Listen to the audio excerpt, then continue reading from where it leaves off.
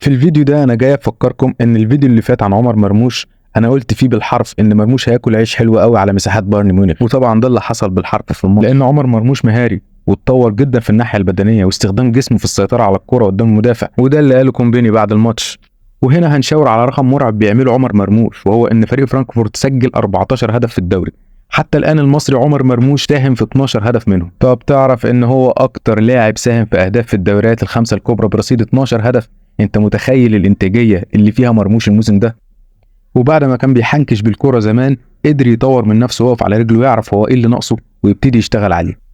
مرموش عمل رقم قياسي امبارح قدام البايرن بعد ما قدر يساهم في 3 اهداف في تعادل فريقه قدام البايرن، سجل هدفين وصنع هدف، وبكده عمر مرموش يكون اكتر واحد ساهم باهداف في مرمى بايرن ميونخ برصيد 7 اهداف.